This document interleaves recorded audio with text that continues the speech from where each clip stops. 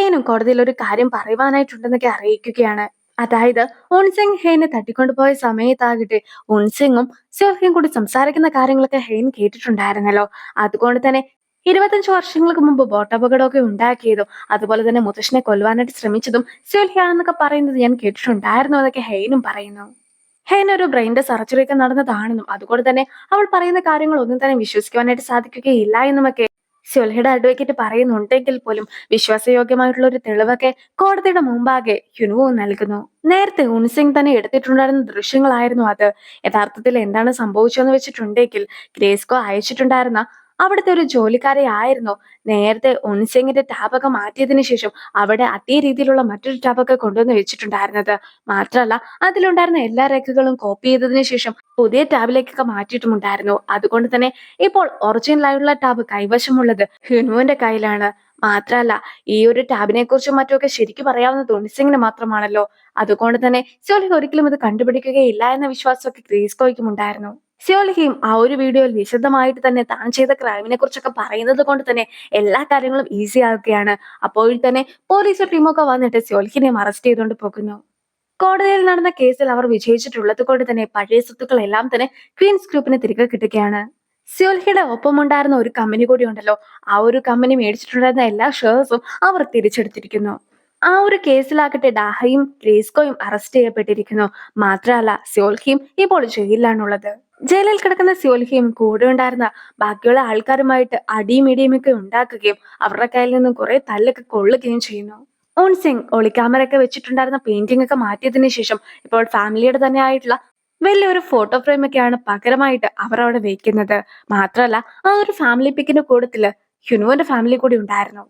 ഹെയ്ന്റെ അച്ഛനും അമ്മയും ഫുഡൊക്കെ കഴിച്ചുകൊണ്ടിരിക്കുന്ന സമയത്താകട്ടെ ഹെയ്നും തുടർന്ന് കമ്പനിയിലൊക്കെ പോകുവാനായിട്ടുള്ള ഡോക്യുമെന്റ്സ് ഒക്കെ ചെക്ക് ചെയ്യുകയാണെന്നും ഇപ്പോൾ ഡാഹ ഇല്ലാത്തത് കൊണ്ട് തന്നെ അതിന്റെ വിഷമത്തിലായിരിക്കും സൂചോൾ ഉണ്ടാക്കുക എന്ന് പറയുകയാണ്. പക്ഷെ സൂചോളും കുഞ്ഞിന് ഫുഡൊക്കെ കൊടുക്കുന്ന തിരക്കിലായിരുന്നു. ഒരു മെസ്സേജ് ഒക്കെ കണ്ട് ഉടനെ തന്നെ ആന്റിയും പോയെന്നൊക്കെ അമ്മ പറയുമ്പോഴാകട്ടെ ആന്റീനെയും കാണിക്കുകയാണ്. ആന്റിയും ഇപ്പോൾ കൗൺസിലറെ കാണുവാനായിട്ട് വെയിറ്റ് ചെയ്യുകയാണ്. നമ്മൾ അല്ലെങ്കിൽ തന്നെ വളരെയധികം വ്യത്യസ്തരായിട്ടുള്ളവരല്ലേ എന്നൊക്കെ കൗൺസിലർ ചോദിക്കുന്നത് കേൾക്കുമ്പോഴത്തേക്കും പ്രപ്പോസലൊക്കെ റിജക്ട് ചെയ്യുവാനായിട്ടുള്ള ഒരു പ്ലാൻ ആയിരിക്കും എന്നൊക്കെയാണ് ആന്റിയും വിചാരിക്കുന്നത്.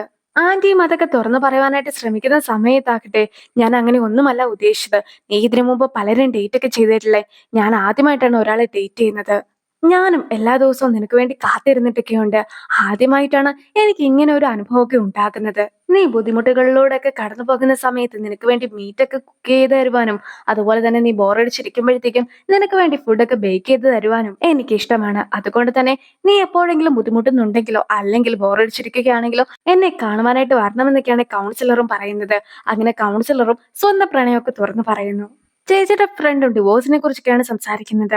അതായത് അവളുടെ ഹസ്ബൻഡ് ആകട്ടെ കഴിഞ്ഞ തവണ റിയൂണിനൊക്കെ പോയപ്പോഴത്തേക്കും ഫസ്റ്റ് ലവിനെ കണ്ടുമുട്ടിയിട്ടുണ്ടായിരുന്നു. അവൾ ഒരു ഇൻഷുറൻസ് കമ്പനിയിലേക്കാണ് വർക്ക് ചെയ്യുന്നത്. എന്റെ ഹസ്ബൻഡ് ആകട്ടെ 3 ഇൻഷുറൻസ് ഒക്കെ ആയിരുന്നു അവളുടെ അടുത്തൊന്നും എടുത്തിട്ടുണ്ടായിരുന്നത്.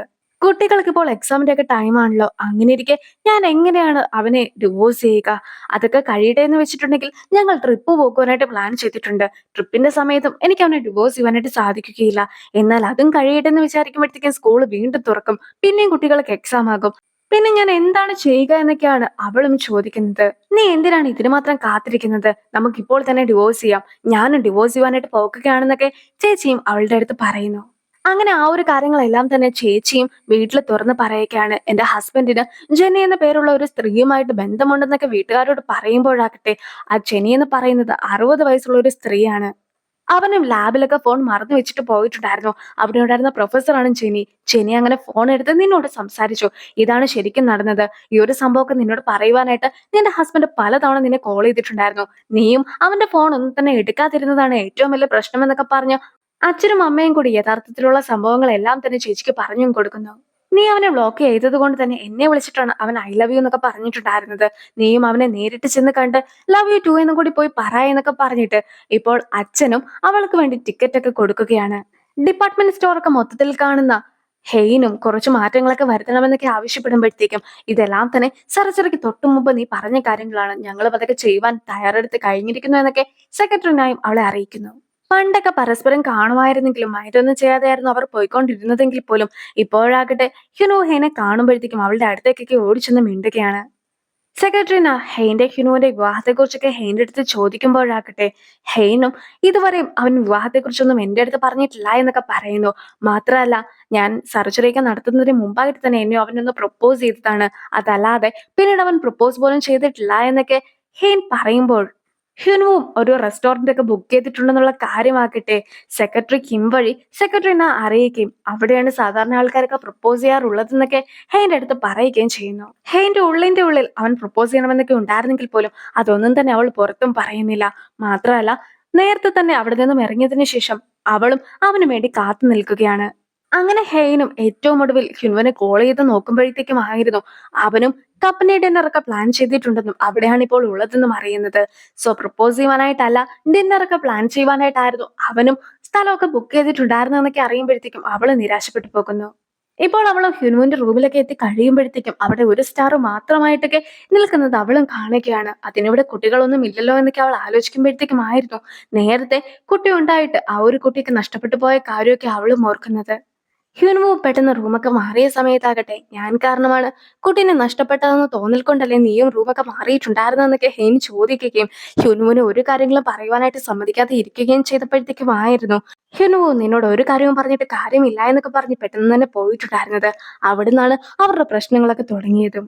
ഹെയ്നും നേരത്തെ ഹ്യുനുവോ തന്നെ പ്രപ്പോസ് ചെയ്യുമെന്നൊക്കെ വിചാരിച്ചിട്ടായിരുന്നു ഇരുന്നതെന്നും അതുപോലെ തന്നെ അവനെ റിജക്ട് ചെയ്യുവാനായിട്ട് തീരുമാനിച്ചിട്ടുണ്ടായിരുന്നു എന്നുമൊക്കെ ഇപ്പോൾ ഹ്യുനുവിന്റെ അടുത്തും തുറന്നു പറയുകയാണ്. എന്താണ് റിജക്ട് ചെയ്യുവാനായിട്ടുള്ള കാരണമെന്നൊക്കെ ഹ്യുനു ചോദിക്കുമ്പോഴാകട്ടെ ഇപ്പോൾ നമ്മൾ നല്ല രീതിയിലാണ് മുന്നോട്ട് പോകുന്നത്, ഒരു പക്ഷെ പ്രപ്പോസലൊക്കെ കഴിഞ്ഞ് വിവാഹം കഴിച്ചു കഴിഞ്ഞിട്ടുണ്ടെങ്കിൽ നമ്മൾ തമ്മിൽ പ്രശ്നങ്ങളൊക്കെ ഉണ്ടായാലോ എന്നൊക്കെ ഹെയ്നും ചോദിക്കുന്നു.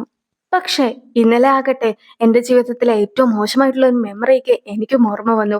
അതൊക്കെ കണ്ട് കഴിഞ്ഞപ്പോഴത്തേക്കുമാണ് ഞാൻ എത്രത്തോളം ഈഗോ ഒക്കെ വെച്ചിട്ടായിരുന്നു നിന്റെ അടുത്ത് പെരുമാറിയതെന്ന കാര്യം മനസ്സിലാക്കിയത്. അതുകൊണ്ട് തന്നെ എന്റെ തീരുമാനവും ഞാൻ മാറ്റിയിരിക്കുന്നു എന്നൊക്കെ അവൾ പറയുമ്പോഴാകട്ടെ ഹ്യുൻവുവും ഹെയ്നെ പ്രപ്പോസ് ചെയ്യുകയാണ്. ഹെയ്നും വിവാഹം കഴിക്കുവാനായിട്ട് തയ്യാറാണെങ്കിലും തനിക്ക് കുറച്ച് സമയമൊക്കെ വേണമെന്ന് കൂടി ആവശ്യപ്പെടുന്നു. അവരും പിന്നീട് ലൈഫിൽ ചെയ്യുവാനായിട്ട് ഉദ്ദേശിക്കുന്ന രീതിയിലുള്ള കാര്യങ്ങളൊക്കെ ചർച്ച ചെയ്ത് നടന്നും പോകുന്നു. കുറച്ച് വർഷങ്ങളൊക്കെ കടന്നു പോയിരിക്കുകയാണ്. ഇപ്പോൾ ഡാഹയും ജയിലിൽ നിന്നും തിരിച്ചിറങ്ങുന്നു. കുഞ്ഞും സൂചോളും അവൾക്ക് വേണ്ടി കാത്തു നിൽപ്പുണ്ടായിരുന്നു. ഗുണിയോനെ സൈക്കിളൊക്കെ ഓടിക്കുവാനായിട്ട് ഞാൻ പഠിപ്പിച്ചിട്ടുണ്ടായിരുന്നു എന്നൊക്കെ സൂചോളും വളരെ അഭിമാനത്തോടു കൂടി തന്നെ അവളോട് പറയുകയാണ്. ഗ്രേസ് കോയിൻ തന്നെ ആർക്കും വേണ്ടാതൊക്കെ വിചാരിച്ച് നടന്നു പോകുന്ന സമയത്താക്കട്ടെ അമ്മ നിങ്ങളെയും കൂടി കൂട്ടിക്കൊണ്ടു വരുവാനൊക്കെ പറഞ്ഞിട്ടുണ്ടായിരുന്നു എന്നൊക്കെ സൂചോൾ പറയുന്നതൊക്കെ കേൾക്കുമ്പോഴത്തേക്കും ഗ്രേസ് കോയിൻ ഒരുപാട് സന്തോഷിക്കുന്നു. ആന്റി ഇപ്പോഴും കൗൺസിലറുടെ ഒപ്പമാണുള്ളത്.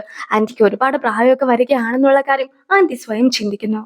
ഇത്രയും കാലമായിട്ട് നമ്മൾ ഫസ്റ്റ് കിസ് പോലും ചെയ്തിട്ടില്ലല്ലോ എന്നൊക്കെ പറഞ്ഞ് ആന്റി പിണങ്ങുമ്പോഴത്തേക്കും കൗൺസിലറും ആന്റിയുടെ കവിളിലൊക്കെ കിസ് ചെയ്യുകയാണ്. ചേട്ടനും ഇപ്പോൾ കുട്ടികളെയൊക്കെ ബോക്സിംഗ് പഠിപ്പിച്ചുകൊണ്ടിരിക്കുന്നു. അങ്ങനെ ഇരിക്കെ വീട്ടിൽ നിന്നും അമ്മ വിളിച്ചിട്ട് എത്രയും വേഗം വാടകയൊക്കെ തരണമെന്ന് പറയുമ്പോഴത്തേക്കും ഇതിലും എത്രയോ ഭേദമായിരുന്നു ഹെയ്ൻ. അവൾ എൻ്റെ അടുത്ത് വാടക പോലും ചോദിക്കുകയില്ലായിരുന്നു. എന്തായാലും ഹെയ്നെ ഞാൻ ഒരുപാട് മിസ് ചെയ്യുന്നു എന്നൊക്കെയാണ് ചേട്ടനും പറയുന്നത്. അച്ഛന്റെ ചേട്ടനെയാണ് ഇപ്പോൾ നിലവിൽ ചെയർമാനൊക്കെ ആക്കിയിട്ടുള്ളത്. അച്ഛനും ഇപ്പോൾ അമ്മയുടെ ഒപ്പം ഇരുന്ന് ഫുഡൊക്കെ കഴിക്കുന്നു. കൂടെയുള്ളവർ തന്നെ ചതിക്കുന്ന ഒരു ഫീൽഡൊക്കെയാണ് ബിസിനസ്. അങ്ങനെ ഇരിക്കെ അതെല്ലാം തന്നെ ഒഴിവാക്കിയിട്ട് സമാധാനമായിട്ട് ജീവിക്കുവാനായിട്ടാണ് അച്ഛൻ ആഗ്രഹിക്കുന്നതെന്നാണ് അമ്മയുടെ അടുത്തും പറയുന്നത്. അവരിപ്പോൾ ഉള്ളതും ഹ്യുനുവിന്റെ നാട്ടിൽ തന്നെയാണ്. ഹ്യുനുവിന്റെ അച്ഛനും അമ്മയും ഒരു വണ്ടിയൊക്കെ ഓടിച്ചുകൊണ്ടൊക്കെ പോകുന്നതും കാണിക്കുന്നു. ഹ്യുനുവും ഹെയ്നും കുറച്ച് വർഷങ്ങൾക്കൊക്കെ ശേഷം പല പല സ്ഥലങ്ങളിലൂടെയൊക്കെ യാത്ര ചെയ്യുന്നതും കാണിക്കുന്നു. അവർക്ക് ഇപ്പോൾ ഒരു കുഞ്ഞു പോലും ഉണ്ടായിരിക്കുകയാണ്. ഏറ്റവും ഒടുവിലായിട്ട് പ്രായം ചെന്ന ഹ്യുനുവിനെയും കൂടി കാണിക്കുന്നു. ഈ ഒരു ഹ്യുനുവിനെ നമ്മൾ ഇതിനു മുമ്പും കണ്ടിട്ടുണ്ടായിരുന്നു. അതായത് ഹെയ്ൻ മരിച്ചതിന് ശേഷം പണ്ടത്തെ ആ ഒരു ജർമ്മനിയിലേക്കൊക്കെ എത്തിയിരിക്കുകയാണ് ഹ്യുനുവും. ചെറിയ പ്രായത്തിലൊന്നുമല്ല, 81 വയസ്സൊക്കെ ഉള്ള സമയത്തായിരുന്നു ഹെയ്ൻ മരിച്ചിട്ടുണ്ടായിരുന്നത്. അങ്ങനെ ഇരിക്കെ ജർമ്മനിയിൽ തന്നെയുള്ള കല്ലറയിലൊക്കെ അവൾക്ക് വേണ്ടി ഹ്യുനുവു പൂക്കളം വെക്കുന്നു. ഈ ഒരു നിമിഷമായിരുന്നു നേരത്തെ ഒരു തവണ ഹെയ്നും കണ്ടിട്ടൊക്കെ ഉണ്ടായിരുന്നത്. പണ്ട് ഹെയ്ന്റെ കൂടെ ഒന്നിച്ചു പോയിട്ടുണ്ടായിരുന്ന സ്ഥലങ്ങളിലൂടെ എല്ലാം തന്നെ ഇപ്പോൾ ഹ്യുനുവു നടന്നു നോക്കുന്നു. ഹെയ്ൻ തന്നെ വിട്ടു പോയിട്ടുണ്ടെങ്കിൽ പോലും തന്നെ കൂട്ടുവാനായിട്ട് തിരിച്ചെത്തുമെന്ന വിശ്വാസമൊക്കെ അവനും ഉണ്ടായിരുന്നു. അന്നത്തെ ദിവസം ഒരിക്കലും പേടിയുണ്ടാകുന്നതായിരിക്കുകയില്ല, മറിച്ച് എപ്പോഴും ഒന്നിച്ചുണ്ടാക്കുവാനായിട്ട് സാധിക്കുമെന്നൊക്കെ അവരും പറയുന്നു. ഹെയ്ന്റെ കൈയൊക്കെ പിടിച്ച് ഹ്യുനുവോ നടന്നു പോകുകയാണ്. ആ ഒരു സീനോട് കൂടിയാണ് ഈ ഒരു ഡ്രാമയൊക്കെ അവസാനിക്കുന്നത്. മാത്രമല്ല, ലാസ്റ്റത്തെ സീനിലാകട്ടെ ഇവരെല്ലാവരും ഒന്നിച്ചുള്ള അവരുടേതായിട്ടുള്ള പല പല നിമിഷങ്ങളുടെ ഫോട്ടോസ് ഒക്കെ നമുക്ക് കാണുവാനായിട്ടും സാധിക്കും. ആ ഒരു സീനോട് കൂടി ഈ ഒരു ഡ്രാമയൊക്കെ അവസാനിക്കുകയാണ്. അടുത്തൊരു വീഡിയോ ആയിട്ട് ഇത്രയും വേഗം കാണാം. ബൈ.